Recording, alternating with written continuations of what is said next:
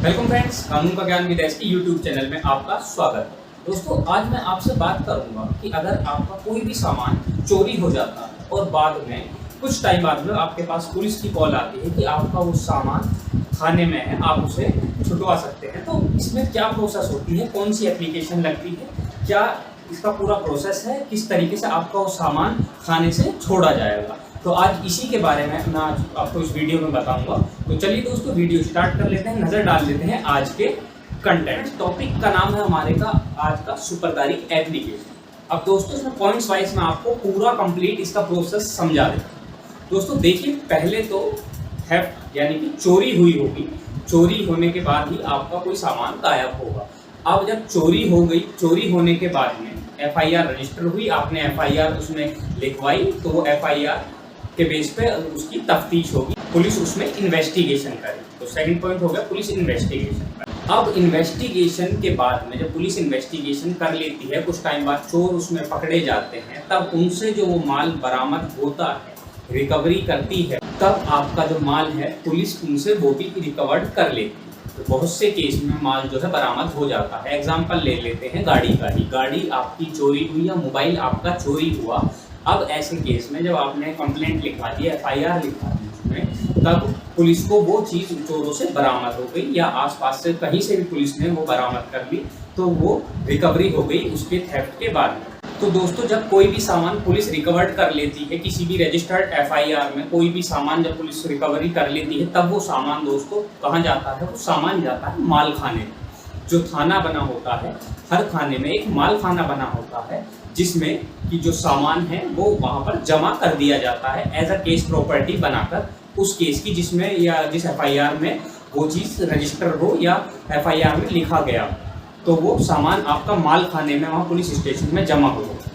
अब दोस्तों बात आ जाती है माल खाने से वो सामान आपका कैसे निकलवाया। तो दोस्तों, पहले तो इसमें ये कि आपको पता कैसे चलेगा कि आपका जो ये सामान है ये माल खाने में जमा है या जो सामान है पुलिस ने आपका रिकवर कर दिया है। बहुत बार तो दोस्तों ऐसा होता है कि खुद ही थाने से कॉल आ जाती है, जैसे गाड़ी वगैरह होती है उसमें, कि आपका जो सामान है ये हमें मिल गया है और आप ये वहाँ से रिलीज़ करवा सकते हैं, माल खाने में जमा है और आप सुपरदारी एप्लीकेशन लगाकर रिलीज़ करवा सकते हैं। लेकिन दोस्तों बहुत बार ऐसा होता है कि पुलिस कॉल नहीं करती है, तो ऐसे में आप अपनी कंप्लेंट लेकर जा सकते हैं और उनसे उसका स्टेटस भी पूछ सकते हैं कि मैंने कंप्लेंट की थी अपनी चोरी की, क्या इसमें कुछ सामान मेरा बरामद किया या नहीं किया। तब पुलिस की ड्यूटी बनती है वो आपको उसका स्टेटस बताएगी। अब मान लीजिए अगर आपको पता चल जाता है आपका सामान बरामद कर लिया है पुलिस ने, अब आपको कैसे छुड़वाना है, तो दोस्तों उसी की प्रोसेस के बारे में मैं बताता हूँ। उसी की प्रोसेस को सुपरदारी एप्लीकेशन बोलते हैं। सुपरदारी की एप्लीकेशन लगती है दोस्तों, जिसमें कि कोर्ट को पावर है सेक्शन 451 सीआरपीसी में उस एप्लीकेशन को एंटरटेन करने। अब दोस्तों एप्लीकेशन आप खुद नहीं लगा सकते हैं, आपको एक एडवोकेट करना पड़ेगा कोर्ट में जाकर एप्लीकेशन लगवाने के लिए, अगर आपको अपना सामान रिलीज करवाना है तो, क्योंकि वो एक केस प्रॉपर्टी बन चुकी है। अब आपने एक एडवोकेट किया, एडवोकेट में आपकी एप्लीकेशन ड्राफ्ट की, ड्राफ्ट करने के बाद में उसने सबमिट की। अब दोस्तों दूसरी चीज़ ये ध्यान में रखनी है कि दोस्तों जो ज्यूरिसडिक्शन लगेगी कोर्ट की, वो थाने के हिसाब से ही आपको उस कोर्ट में जाना पड़ेगा। ये नहीं है कि आप जहाँ रह रहे हैं वहीं आप उसी कोर्ट में एप्लीकेशन लगा देंगे।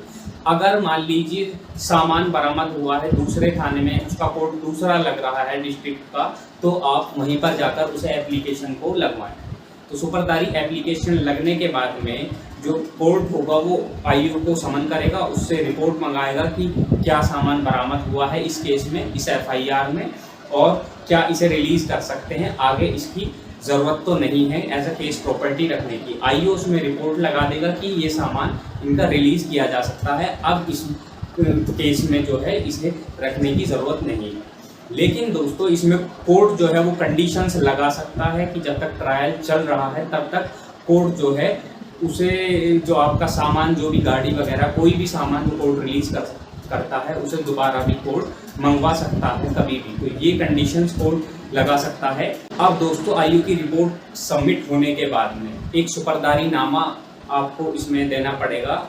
सुपरदारी नामा आपको 100 रुपीज़ का नॉन जुडिशियल स्टाम्प से भी आपका बनवाया जा सकता है। जो सुपरदारी नामा है इसमें वो कोर्ट में इसमें सबमिट करना पड़ेगा और उसके बाद में जो कोर्ट का ऑर्डर है वो आपको ले जाकर पुलिस स्टेशन में दिखाना पड़ेगा। जो माल खाना है वहाँ का जो इंचार्ज है वो उसे देखेगा, या जो भी आईयू है आपका पुलिस स्टेशन में जाएंगे, तब जाकर आपका जो सामान है, जो भी गाड़ी है, मोबाइल या जो भी चीज़ है जिसे भी आप रिलीज़ करवाना चाहते हैं खाने से या माल खाने से, तब जाकर वो रिलीज़ हो। तो दोस्तों ये थी प्रोसेस सुपरदारी एप्लीकेशन लगाने की, और आपको अच्छे से पता चल गया होगा कि सुपरदारी की एप्लीकेशन कब और किस केस में लगाई जाती है। तो दोस्तों ऐसी ही वीडियो कंटिन्यू देखते रहने के लिए इस वीडियो को तो लाइक करें, शेयर करें, और जो नीचे रेड बटन आ रहा है दोस्तों उसे प्रेस कर चैनल को सब्सक्राइब करें।